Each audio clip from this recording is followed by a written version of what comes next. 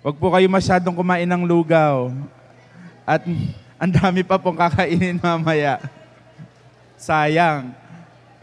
Hindi po sure. Oo nga po eh.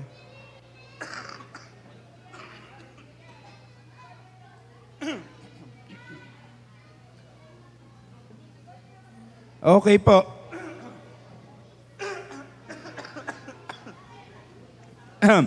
Review po tayo. So, alam nyo po bang pangkalahati na natin ngayon? Okay? Sa 10, pangkalahati na natin. So, ako masaya kasi kalahati na. No? Malapit na po. Review po tayo. 10. Yung pang 10. Do not covet. Okay? Huwag angkinin, huwag maging ganid, huwag maging sakim. Okay? Ang pang 10, hindi shampoo shampoo ay 4 is not 5, 5 is not 4. Do not bear false witness or do not lie. Pang 8, pwedeng putulin ng kamay. Do not steal. Pang 7, marriage is by 2, not 5. Do not commit adultery. At ngayon po, pang 6,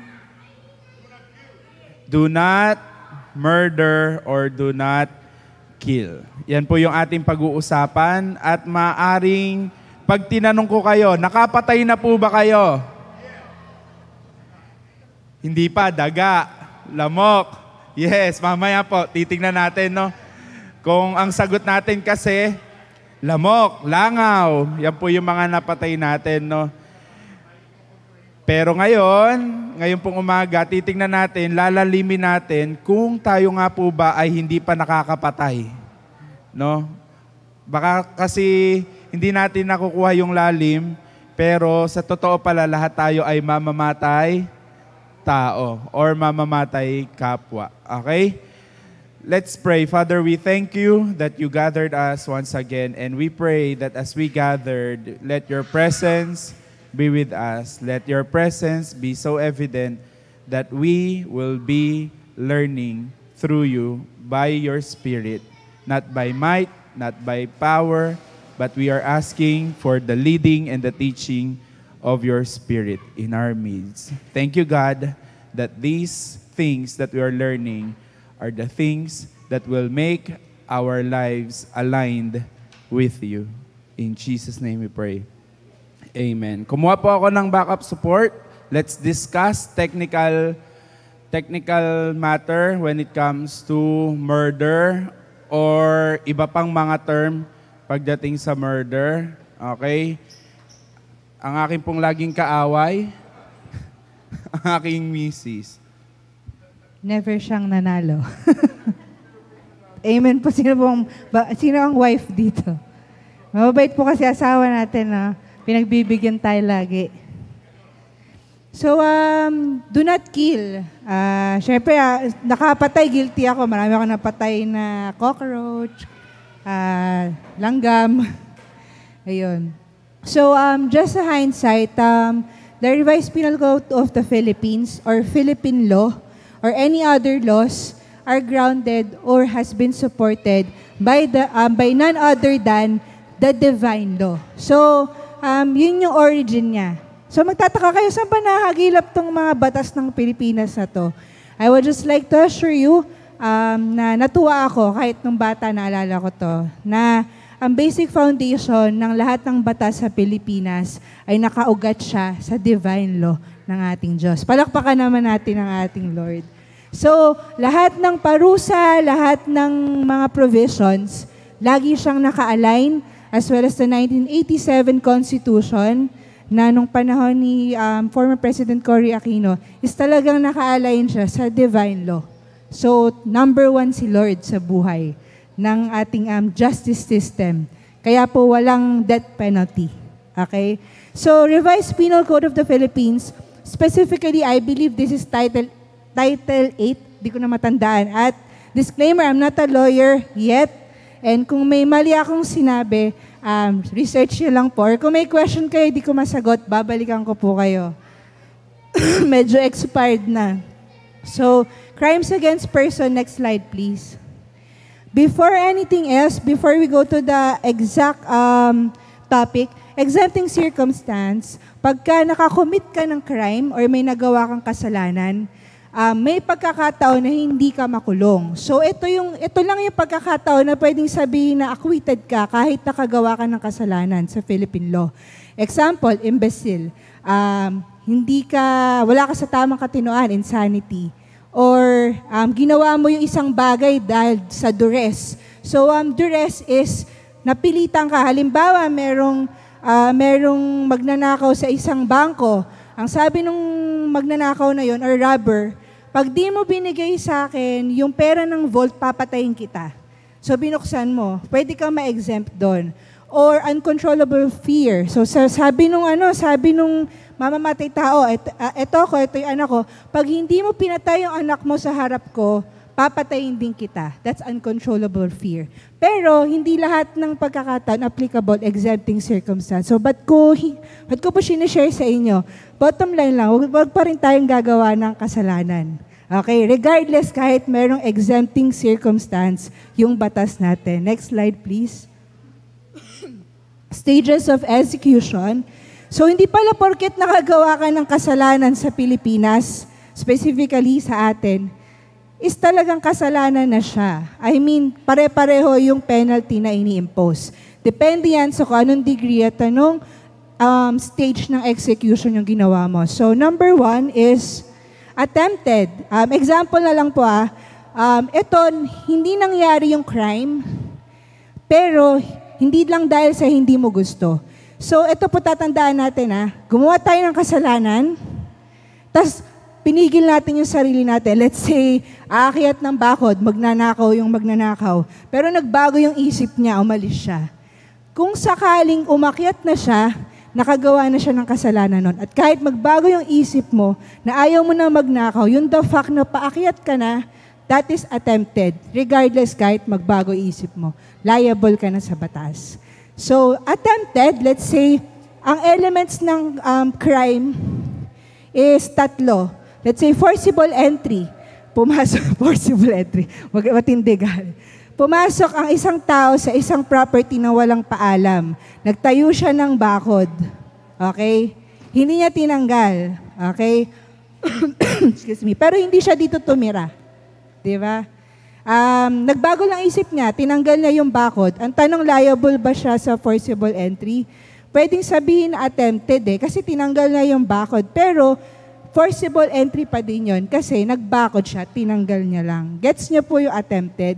Kumbaga, inumpisahan mo na yung krimen, hindi mo lang natapos.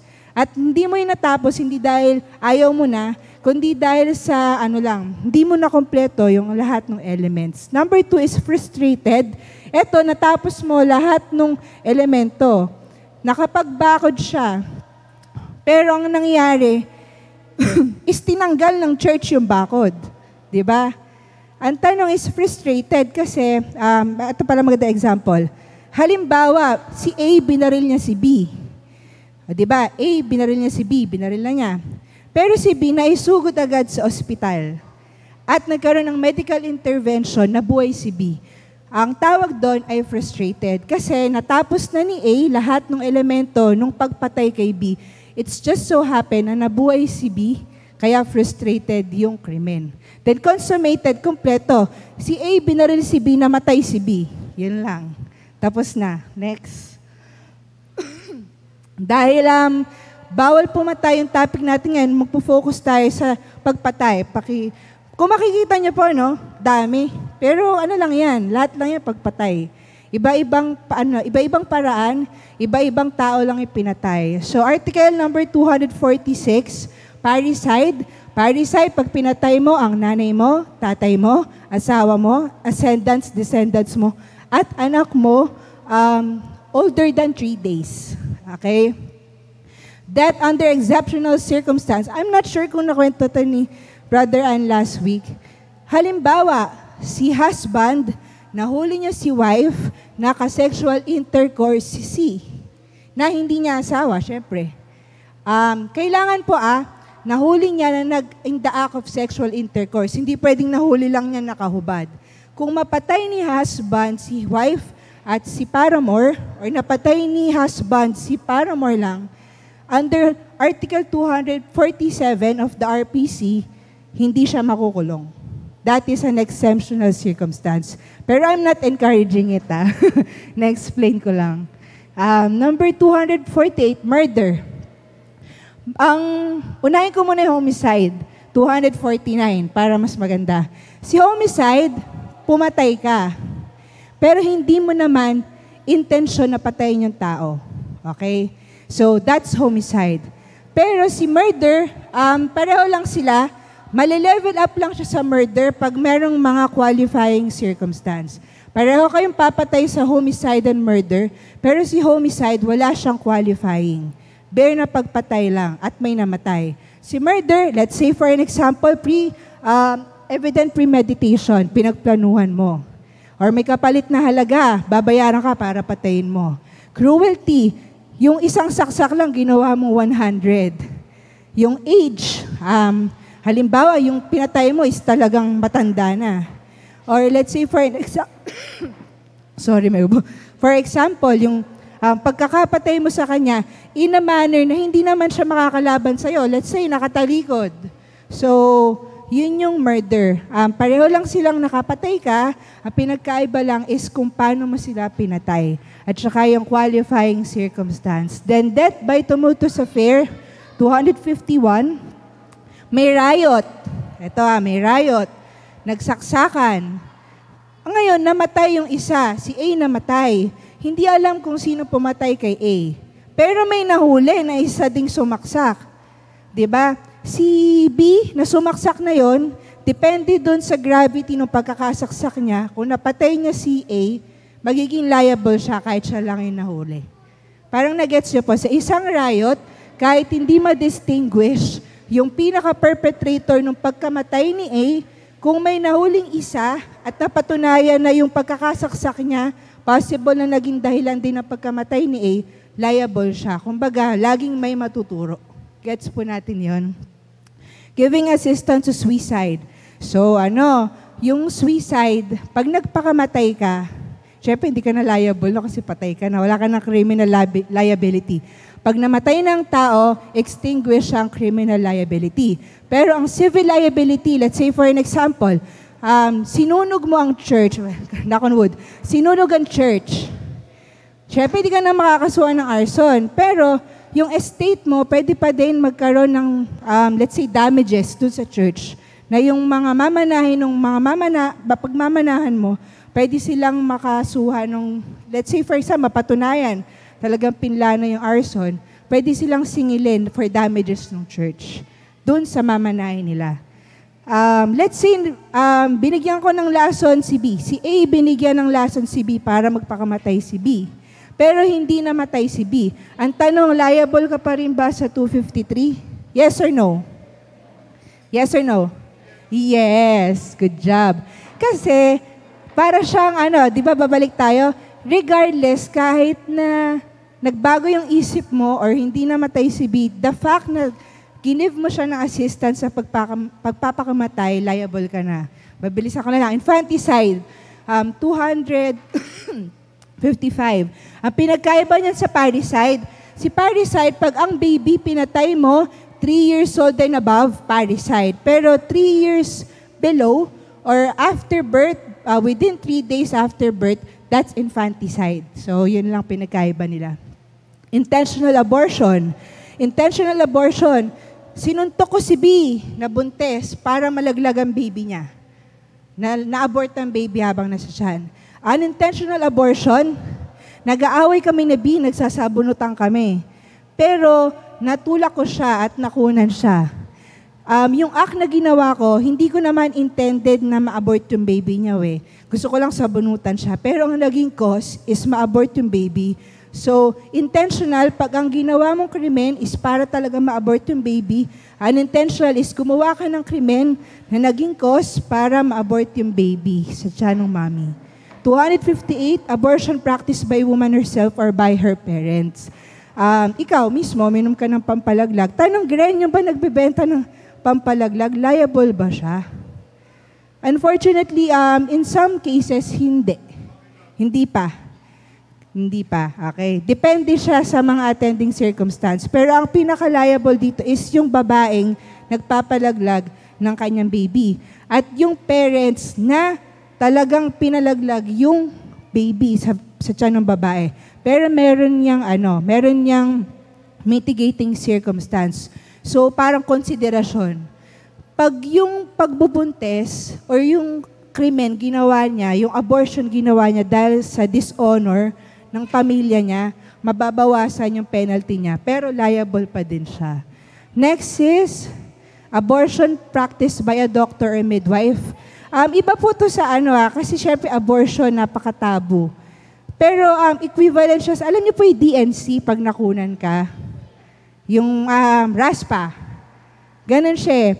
Yung abortion sa atin, krimen siya. Pero pagka medically needed siya, like RASPA, hindi ka naman makukulong doon. So, pag pinerform ng doktor yon out of medical need, it's not criminally, you're not gonna be criminally liable. Pero pagka si doktor, may sideline siyang abortion, si midwife, may sideline siyang abortion, makukulong sila under 259. Then dispensing abortive, pharmacist ka, nag-prescribe ka ng pampalaglag sa isang tao, liable ka. So, question so far sa diniscuss ko. Bottom line lang is, iba-ibang klase ng ways to commit ng pagpatay, pero ang bottom line is pumatay pa din. Hindi ka lang liable sa Philippine laws, liable ka, of course, above all, sa mata ng ating, sa mata ng ating, amen. So, yun lang. Pag may question po kayo, Google. Thank you. Thank you. So, at least meron po tayong technical matter when it comes to murder, no? At madalas di kasi pinag-uusapan sa church kasi parang di naman namin yan kailangan pag-usapan. Parang wala naman kaming ginagawang, di naman kami nagko-commit ng murder, no? Hanapin ko lang po yung bag ko saka yung phone kasi nandun yung notes ko. Pero, babasa po tayo in Exodus 20. Doon po natin mababasa ulit yung do not murder, parallel to Deuteronomy 5. Kung tama ako ng pagkatanda ng chapter, verse, nakalimutan ko. Kunin ko lang po yung phone ko.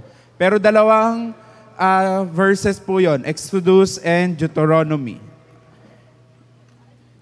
Excuse? Okay.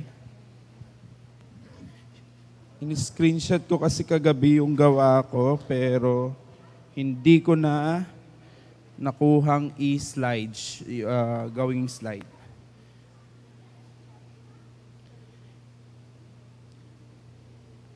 Pero meron po tayong parallel lalim in the New Testament. In Matthew 5, mababasa po natin, sinusubukan ko lang pong tandaan yung gawa ko kagabi, yung mga verse, pero mukhang tama naman. Ayan, tama naman siya.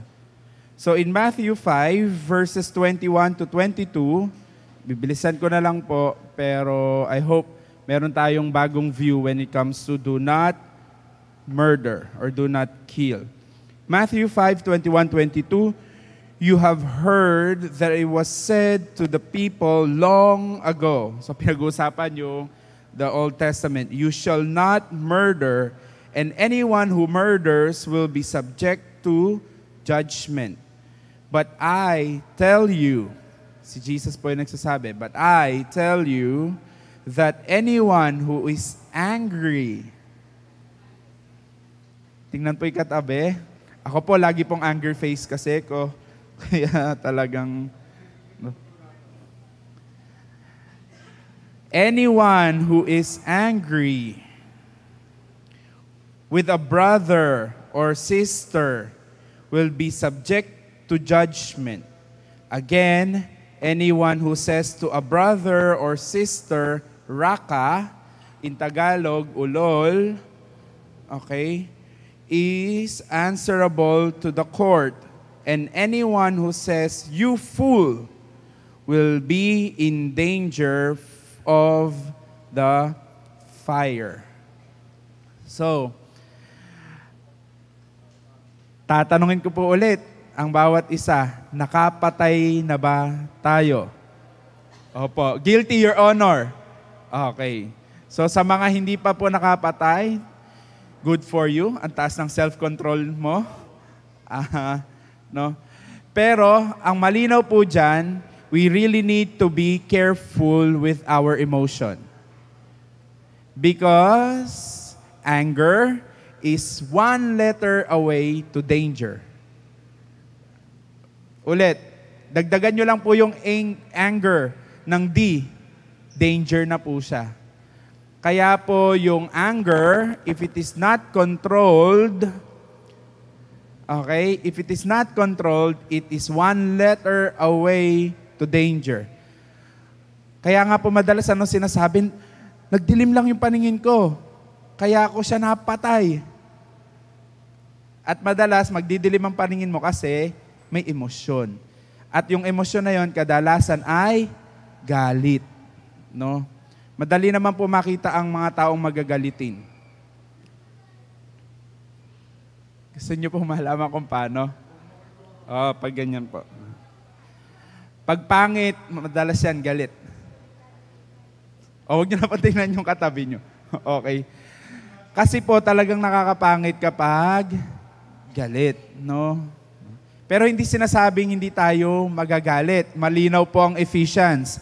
Sabi po ng Ephesians, I'm not certain with the chapter, pero I know it's in Ephesians, in your anger, do not sin. So hindi sinasabi ng Bible that we don't feel the emotion. Okay? Because we are emotionally created we are emotional being. Lahat po tayo ay nilikhang may emosyon. But the problem is what we do with our emotion. If we will not control our emotion, then it will lead us to destruction. Kaya nga po, one of the fruit or one of the spirit-led life is self-control. Okay? May emosyon, pero hindi ka magpapakontrol sa emosyon mo. You need to have self-control of that emotion. Malinaw po tayo doon. Now, I want you to, may ilan lang po akong practical na bagay na gusto kong matutunan natin na akala natin hindi tayo pumapatay. Okay? Let's read in Proverbs 18:21.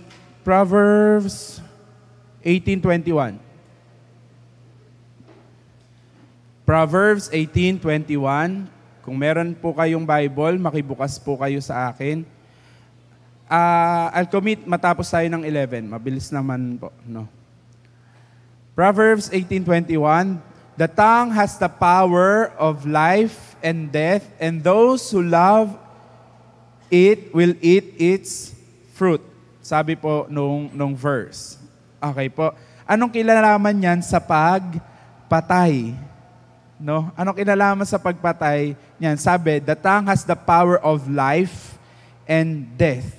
Ibig sabihin, pwede kang pumatay using your tongue. At malinaw din sa Matthew 5:21-22 na binasa natin kanina, ikaw kapag nakapagsalita ka ng ulol, that's word. Okay? That's word. I'm trying to parallel verses from old to new. Meaning, pag nagsalita ka, out of saan? Saan manggagaling yung salita? From the heart. Okay? Kaya hindi yan usapang word lang eh. It's from the heart. For what's in the heart, the mouth speaks. So nakikita nyo po yung pinag-uusapan natin, Matthew 5, Proverbs 18, Exodus, Deuteronomy. Do not murder. Isa pong bagay na akala natin di tayo nakakapatay is through words. Wala kang kwentang bata ka.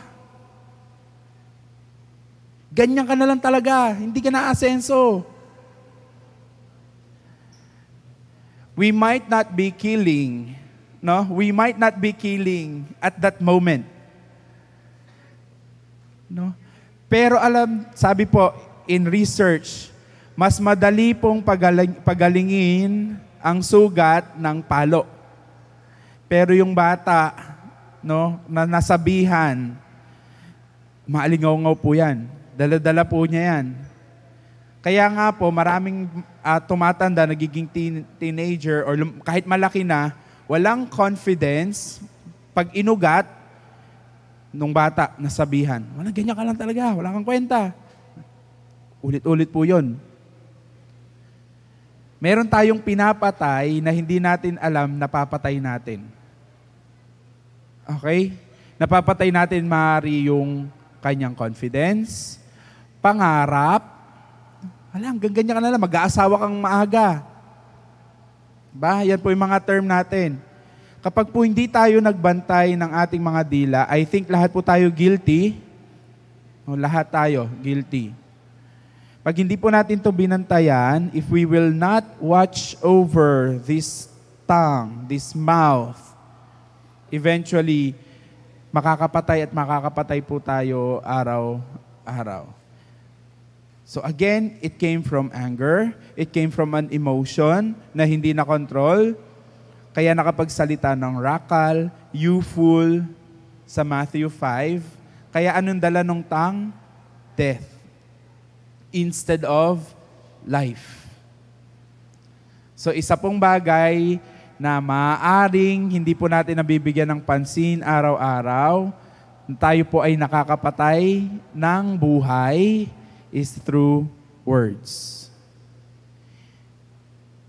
It can heal or it can harm or can kill. It can give warmth or it can harm. Pipili po tayo. Okay? Hindi po pagalingan ng salita eh. Ang totoo, pagalingan magbantay ng puso. Hindi po pagalingan ng salita. Guard your heart above all else. For this is the wellspring of life. Dito yon. Pero kung hindi tinaniman ng buhay, ano ilalabas niyan? Hindi rin buhay. Okay po? So hindi ko nabibigyan ng example, marami pang example, pero malinaw po ang salita ng Diyos. We might be killing people by words. Gaano katalas yan? No? Gaano kaya katalas yung dila natin? Lalo kapag nakikipag-away. Ang dami po niyan. Talagang sabi nga, kung sino pa yung mali, sila pa yung mas madalas galit. Halimbawa, kung sino pa yung nangutang, siya pang matapang. Tama? Natawa kayo, totoo yun. Tapos sila pa yung parang ikaw pa mahihiya. Ano? O ito pa, kung sino pa yung kabit, siya pang malupit. Tama? Sometimes, hindi nakokontrol yung dila because mali yung position of the heart. Mali yung position ng heart. Okay? Kasi kung ang position ng heart is admitting in humility that there's something wrong, or kahit siya yung tama, okay, if it is under humility, hindi yan makakapagsalita. Hindi na niya yan kailangang sabihin na siya yung tama. At kung siya naman yung mali, hindi pa siya na yung mali, siya pagalit. Dapat siya yung humihingi ng tawad. Okay? So your tongue is a sword of word, but the question is it a spring of life or a spring of death? Okay? Now let me go to the next. Malinaw po, John 10:10, the thief comes only to steal, to kill, and destroy. Ano yung i-destroy niya? Yung life na dapat binibigay sa atin ng Diyos. Okay po. So hindi ko na rin tatanungin yung bang abortion ay hindi na yan dapat pinagdedebatihan, no? Ang abortion ba ay murder? Malinaw, no? Batas ng tao at batas ng Diyos. Eto ang tanong. Masturbation. Unagol, natahimik.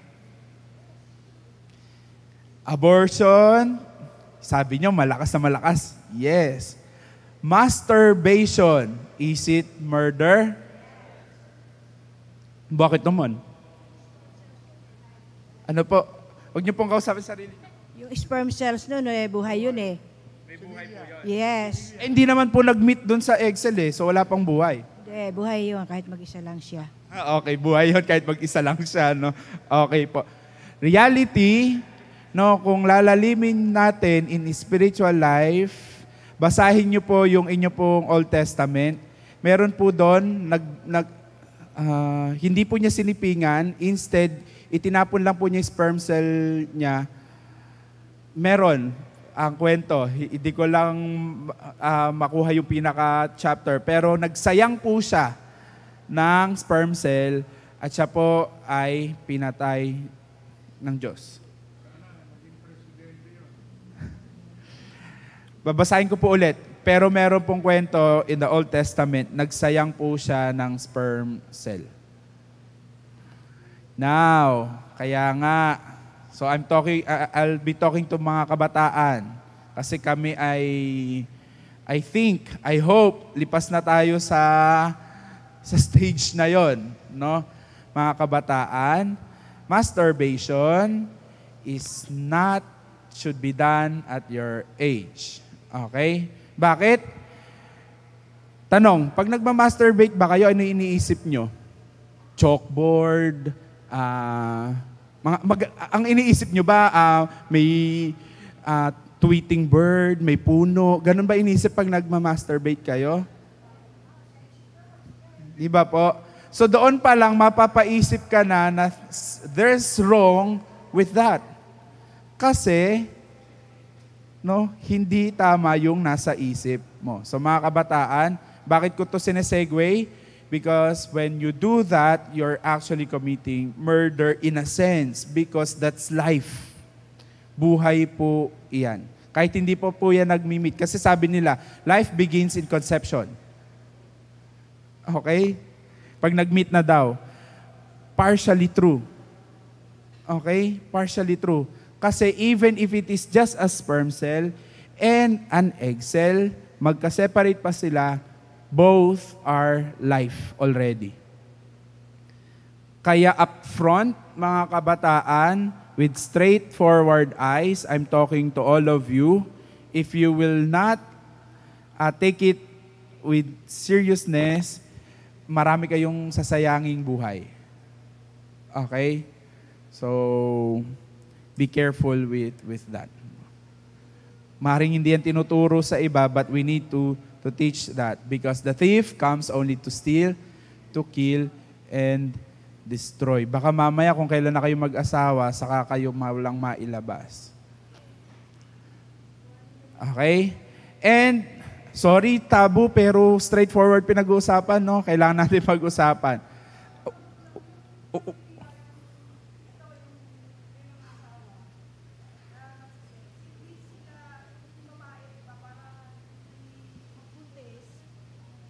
Yung babae, di ba, para hindi magbuntis, di ba, nagpipills, o kaya nagpapa-inject, or nagpapa-IUD, kasalanan ba yun? At sagot, bago ako sumagot, may sagot ako, pero kasalanan daw ba yun? Nag-IUD, tapos nagpipills, nagkakondom, mag-asawa. Okay. Kahit walang asawa, definitely, ang sagot na po doon, mali yun. Pero tama po yung konteksto nung tanong nyo, nung una. Pero pag po sinabi nyo outside marriage, malino na po agad sagot natin doon. Mali po yon. Pero yung unang tanong, tama po yung tanong nyo. May sasagot po?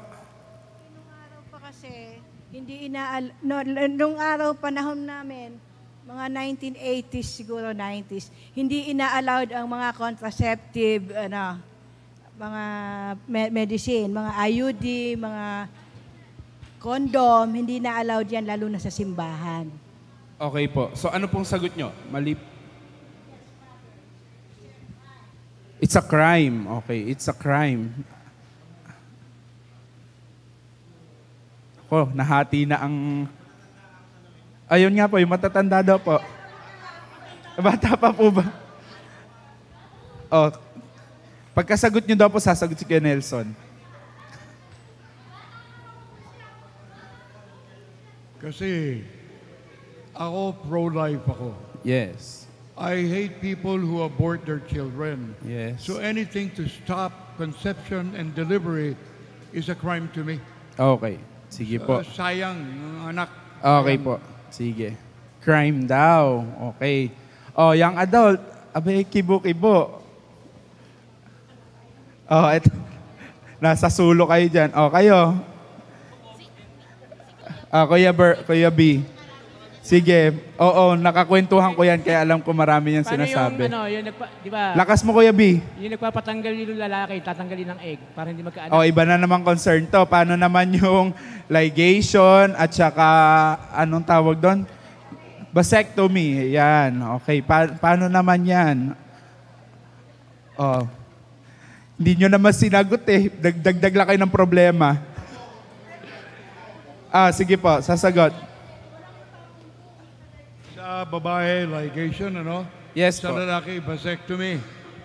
Bakit mo pipigilan ng ano? God gave us this body. The government is the one instituting birth control. They are pro-choice. Walang kwentang batas ng gobyerno. Okay po. Sige. Meron pa po konkretong sagot.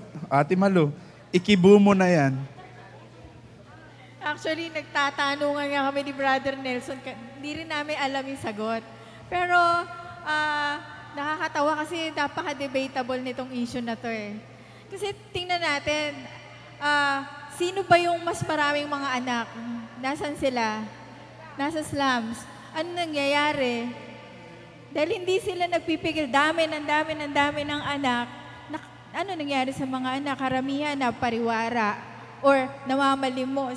Yun ba ay gusto? Gusto ba ng Diyos yun? Na ganun? Ayun, dagdagan ko. Gusto ba ng Diyos na yung mga taong ipapanganak na yan una, maging problema ng lipunan. At darating ang time, sila pa yung papatay, physical. So, napapabayaan sila. Actually, ayokong sumagot. Ito ayon lang sa mga pag-ano namin ni Sister Malo. Hindi po ako magsasagot ng masama pa o hindi. Sasagot ako. Ang sabi ni Lord, humayo kayo at magparami. Period. Pinapagod nyo ako, why? Ano po di ba sabi nga, depende po sa culture, sa tradition. That time po kasi nung sinabi ng Panginoon yan, wala pa pong laman ang mundo. 'Di ba? Kaya sinabi ng Lord, humayo kayo at magpakarami. And since nowadays, I don't think so.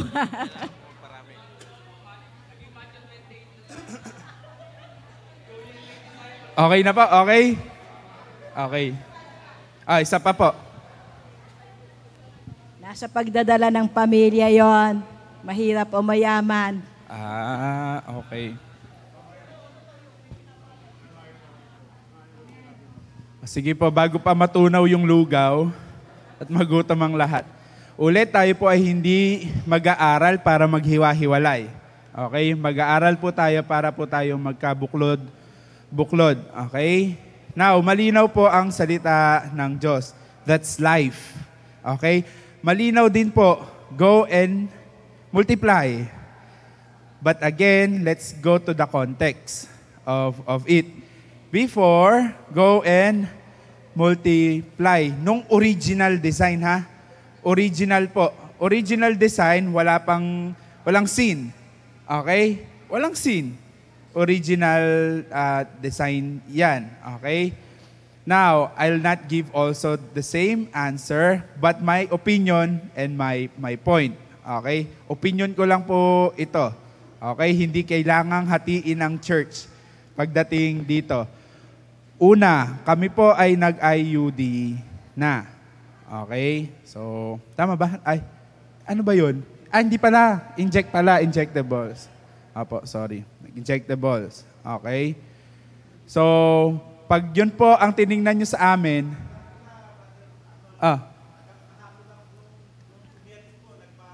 iba naman po. Iba po. Opo. Ngayon, dahil ako yung may hawak ng mic, pag po yung mga stand natin, babatuhin nyo kami to death kasi kami po ay nagpa-inject, no? But the motive is kasi we need to. Kasi hindi kaya. Okay? Bakit namin pipilit yung ano? But it doesn't mean that we don't intercourse sexually. Malinaw po 'yon. Okay? So we still go to the command that you do your duty as a wife and a husband, then go on with sex with your spouse. Okay po? Now, ngayon po sa panahon na to, kapag po ginoo natin yung go and multiply, no? Yung original design kasi, go and multiply according to the design of God, according to His image. Pero nung nagkasala na, tapos ganito yung paligid natin, para kang mapapaisip, no? Na go and multiply. Yun po yung isang part. But ako din po, I still go to procreation, and pro-life. Okay? I still go with that. Because ang gusto talaga yung kaaway, malinaw po sa akin yun, ang gusto ng kaaway is to really kill everyone. The vaccination itself, I don't know kung sino vaccinated sa inyo o hindi, but do your research. The vaccination itself is one of the ways of the government, not of the Philippines, but the one world government to kill, not to kill. The term is to depopulate. Yes, to depopulate. Wait lang, Chan, babalikan kita. Sabi ko lang muna yung standpoint ko. I still go on with pro-life. No? Talaga namang dapat yan ay gawin, no? Kasi, even in the wicked world, ang nangyayari ngayon, aralin nyo po ang dami ngayon mga kabataan ayaw mag-commit into marriage. Do your research. Ang dami pong ngayon, 30, 40, sobrang busy. Pero they do things, one night stand and other things, iba yung way nila to pro-life. Okay po? But they don't commit in the design of God to do it under marriage and with, if you're a boy, with a girl, if you're a girl, with a boy. Okay? That's one. At ano pa sabi ng Bible in Romans, if I'm not mistaken, and in Matthew 24 or 25, sabi, even the love ng natural, that's the right term, the natural love, wala. What's the natural love? Yung boy to girl, girl to boy. Ang nangyayari po ngayon, male to male, female to female, and yung mga pinag-usapan po natin last week. Kaya nga po, distorted na ang pro-life ngayon. Okay? Again, don't get me wrong when it comes to IUD and injection and whatever, no. If that would help us, no, not to depopulate, but to bring people into life na maayos, kasi ang dali pong sabi nyo nga po, nagdadala, ang dali kasing magkaroon ng anak, ang daling magkaroon ng buhay. But the question is, what kind of life will you give? Would that life have? No? Wala problema sa buhay. Originally, design po yan ng Diyos sa ating lahat. Lahat po tayo talaga ay magkaroon ng buhay. Pero tayong mga anak ng Diyos should be responsible enough, no? Should be responsible enough to bring life here on earth. Kasi yun nga yung tanong, dami nga nating anak, pero yung anak naman natin is not part of the kingdom of God. Sayang. Diba? Sayang. Again, I'm not against with multiplication of life. I'm just saying that we need to be responsible. Okay? We need to be responsible with that. Okay? Hindi ko hahati ng church. I think you have your stand, but that's my stand point. Okay? Ang hindi lang sa akin okay kapag yung ginagawa mong magsayang ng life with other, yung tamang yung maling pagsasayang. Okay? Nakikipag-sex ka sa hayop, sa hindi mo ka-partner. Okay? Kasi kapag di mo ka-partner, ang usually pong ginagawa ng mga hindi magka-partner, gusto po ba niyan talaga magkaroon ng anak? Di ba just to enjoy? Hindi talaga magkaroon ng anak. Kaya ngayon gumagamit ng contraceptives, gumagamit yan ng iba't ibang pamamaraan. No? But in the context of marriage, kapag kaya nyong mag-anak and you can bring forth life, okay, go for it. But be responsible. Why? Kasi another side, hindi po lahat ay napagbibigyan ng pagkakataong magka-anak. Kaya po pag kayo ay mayroong pagkakataon at binigyan kayo ng blessing ng Lord na magka-anak, go for it but be responsible. Talking again sa mga kabataan, ganun din kayo, no? Be responsible ngayon pa lang. Paano? Make sure that you will eye a partner properly, ayusin ang katawan ng maayos, prepare yourself for marriage. So yan yung mga kabataan. So again, you have your standpoint. Yung standpoint po natin, hindi para paghiwa-hiwalayin ang bawat isa. Okay? I think we will agree all of us will be pro-life. Tama? Okay? Ang tatanungin na lang natin, what kind of life are we giving? Okay? So kung kaya nyo pong mag-anak ng 10, 11, 12, go! At kung kaya nyo po silang palakihin ng naaayon sa lakad sa Panginoon, go! Wala pong pipigil sa inyo. But if you think that it will not glorify God, please be responsible. So Christian, your point. Sorry, 11:30 na. Nasabi na kanina yung point ni Kuya Arn, pero gusto ko lang pong bigyan ng linaw din yung meaning ng pagiging bakla at tomboy. So dun po kasi sa seminar na inattendan ko, sabi about sa gender war, ang meaning po ng bakla at tomboy, makuha ka lang na salitang bakla at tomboy is kapag nakapag-intercourse ka na dun sa opposite sex. So parang ang point po dun is, hindi dapat ganun kagrabe lang para masabing bakla o tomboy. Dapat binababawan pa natin. Doon pa lang sa attraction pa lang, or na-attract ka dun sa ibang sex, dapat kinukuha na yung term na bakla at tomboy para maiwasan agad yung sin.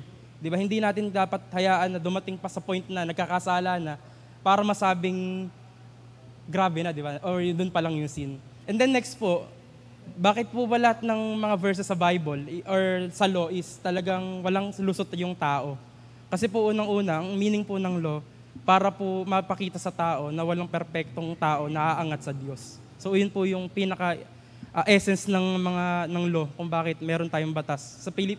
Batas sa bansa at batas ng Diyos. Di ba po? Yun po. Okay, thank you. Sige, patay mo na yan. Sige po. So lang pong i-clear, parang i-stress out. Tama po yung sinasabi ni Brother Arn kanina. Yung sex at this time, sa panahon natin ngayon, is distorted. Lahat ng mga kasinungalingan, gustong ipasok ng kaaway sa mga isipan, lalo yung mga generation ngayon. Kaya mapapansin po natin na, meron po akong office mate, pagkaganda-ganda nila, 2 babae. Ang ganda talaga nila. Pero meron silang mga girlfriend. Sabi ko, nung bata ako, mas madalas akong ma-attract sa babae. Mas nagagandahan ako, ganyan. Pero hindi mo hahayaan yung sarili mo na madaya ng kaaway. It's just nagandahan ako. Pero it doesn't mean na gusto ko na siya. gusto ko siya maging girlfriend or whatever. Yan po yung mga lies na ginagawa ng kaaway ngayon. So, tayo pong mga kabataan dito and lahat po na naririto, maging aware po tayo sa deception ng kaaway.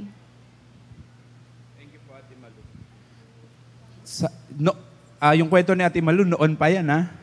Ibig sabihin, noon pa man nangyari na yan. Mas matindi nga lang po ngayon ang deception. Kasi one scroll, kita nyo na po halos lahat dyan. I would also agree with yung makaramdam ka pa lang with that wrong, with your same, not opposite, no? The problem with that is kapag wala pong guidance. Kaya po napaka-importante ng role ng magulang. Okay? Kasi pag definitely walang aamin ng ganon yung nararamdaman niya. Okay? Maliban na dapat yung relasyon ng bata sa magulang ay open. Kaya po ang laki ng role ng bahay, ng sambahay, itong church, no? Malaki po ang role natin because outside the home and outside the church, pag hindi po yan pinag-usapan, ang dami po nating kalaban. Barkada, social media, maling curriculum ng education. Sorry to tell, I'm a teacher, pero the curriculum of education is not really digging deeper to the topic, no? At marami pa pong ibang meron pa pong mga predator. Ang dami po kasi nating kalaban. So kapag hindi po pinag-igting ng bahay at ng church, yung pagtuturo sa mga batang iyan, marami pong talagang maliligaw. Okay po. Okay? So, meron pa po akong 2 sample ng pagpatay. Ready pa po kayo? Marami naman kakainin mamaya, ano? Mabilis na lang po ito. Iwan ko na po yung isang side na yon ng pagpatay. Clear na po tayo? Okay. Next po natin na pinapatay ay oras. No? Sometimes we think we don't kill. Pero remember that time is gold. Time is life.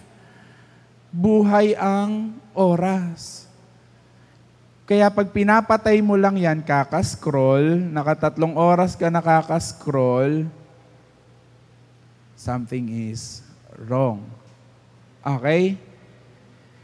Anything, kung kanina, wasted yung sperm cell, balikan ko lang pala. By the way, hindi lang po lalaki ang nagmamasturbate, ha? Okay. Linawin lang natin yon. Up to, even in the current, ngayon po, babae ay sinasabing nagmamasturbate na rin. Dati na po. Yes po. Opo. Kaya po may mga kultura na tinatanggal yung kanilang clitoris. Para po mawala yung pleasing something. Anyway, going to the next part, killing time. No? If we waste sperm cell, kapag po tayo ay nagkikill din ng time, we waste time. So one is scrolling, another is gossiping,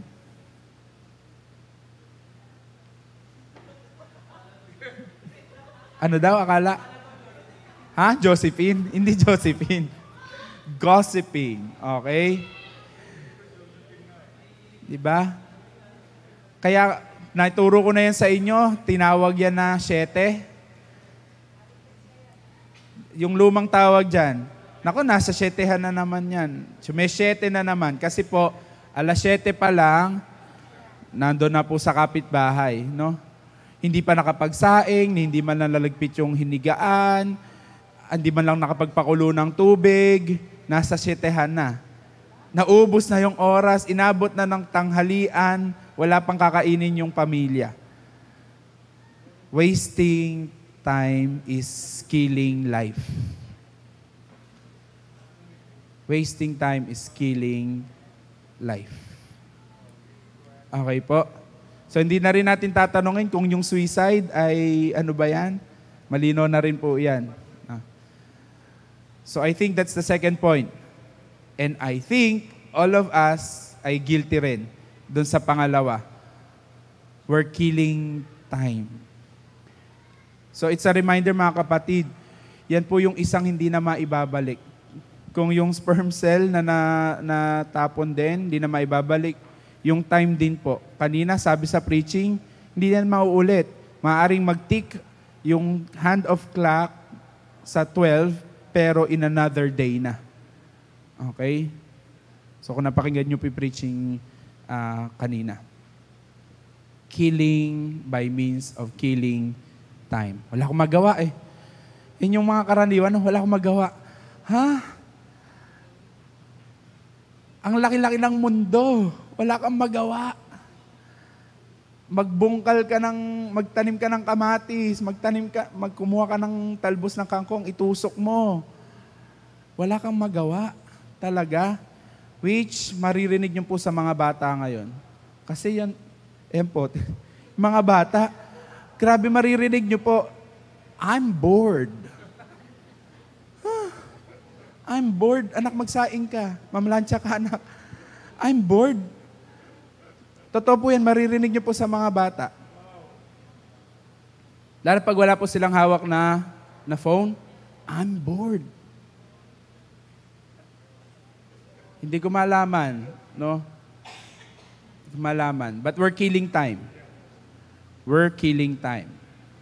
Another form, and I'm about to end. Maybe this would be the last. Pero marami pa ako nakabala.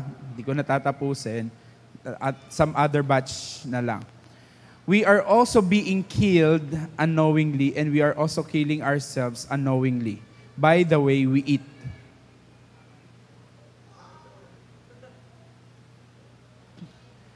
Soft drinks, fast food.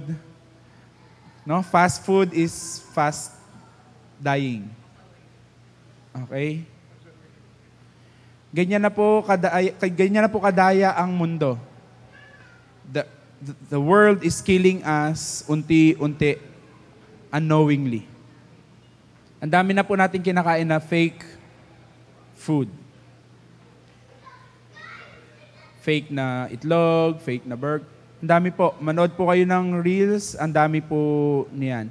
Bakit ba natin ayaw kumain, or hindi naman sa ayaw, madalas hindi tayo kumakain ng real food? Bakit? Kabaliktaran nung kanina, fast food. Time. No?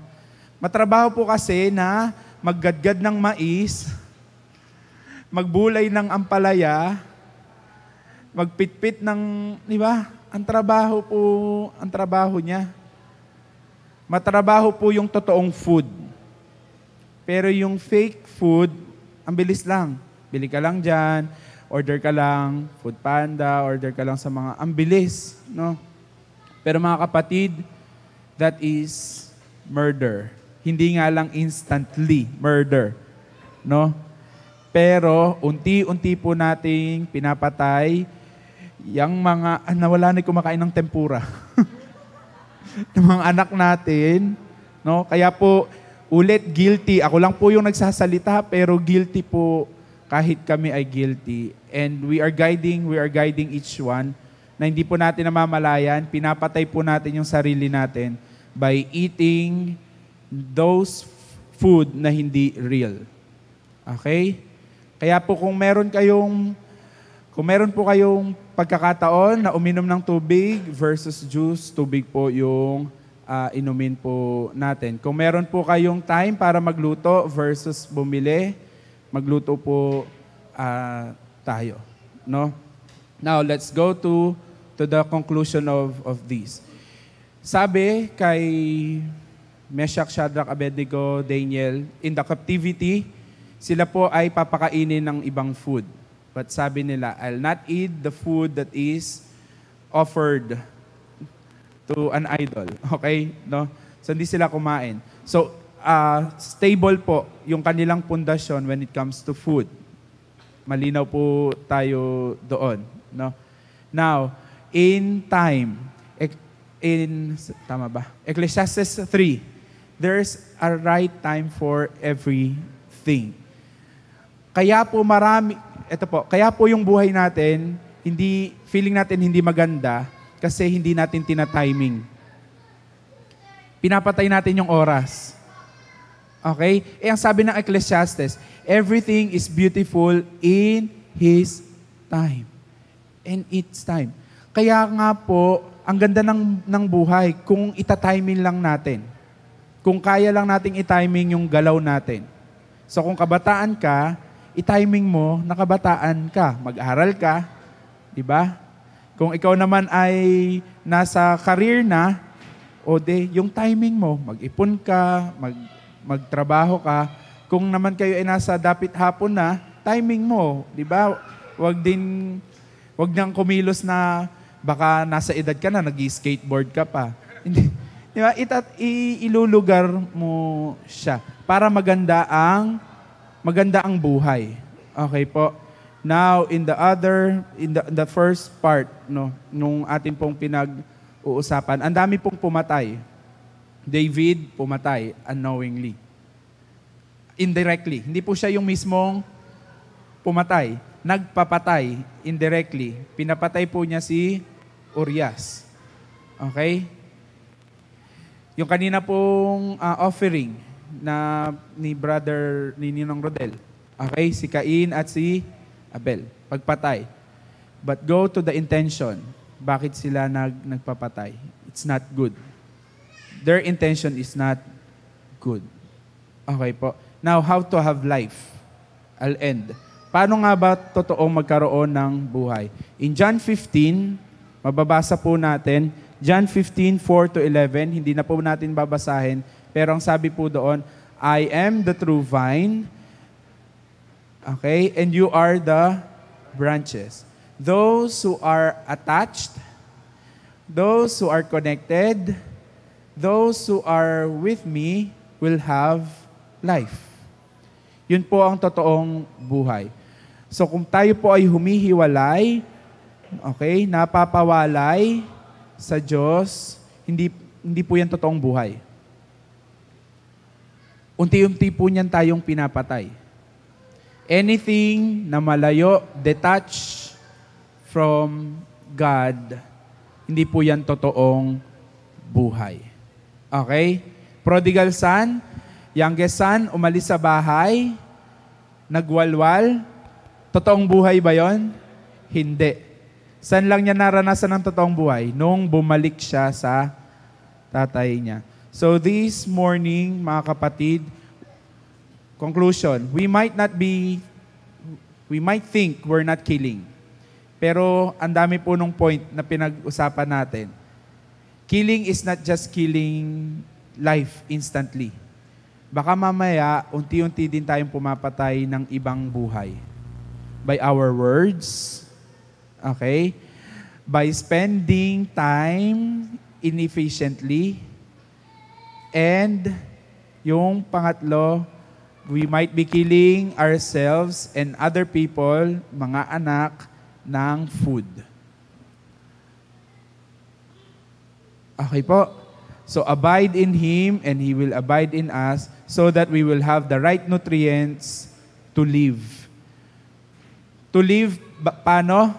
John 15, to live fruitfully so that we may bear fruit. Sabi po nung John 15, pakibasa nyo na lang po. No? So I hope that we will have life to the full and fruitfully. Let's pray. Father, we thank you. We thank you that we had another chance to dig with one verse. No, do not murder. Tatlong words lang. But thank you that once more, you opened our hearts, our eyes of faith to see na may mga bagay kami na ginagawa that we are also committing this sin, the sin of killing. So Father, I pray, will you please clean our hands from this sin, unconsciously and consciously. Teach us, God, to be careful with our words, that it will bring life. Teach us, God, to be careful in spending our time. And God, teach us also to be careful in what will be taken by our body. Kung ano yung ipapasok namin sa katawan namin. Lord, thank you that you are the life, you're the source of life, you're the author of life. Tulungan mo po ang bawat isa sa amin na maging daluyan ng buhay. At tulungan mo po ang bawat isa sa amin na manatili, na nakatugon, nakakabit sa totoong source ng buhay. You're the true vine and we are the branches. Thank you, God. Lord, we pray that the remaining hours and minutes will also be used properly for your glory. Bless the fellowships that we'll be having. In Jesus' name we pray. Amen, amen. Happy fellowship po sa bawat isa. Nakakalahati na po tayo nung 10.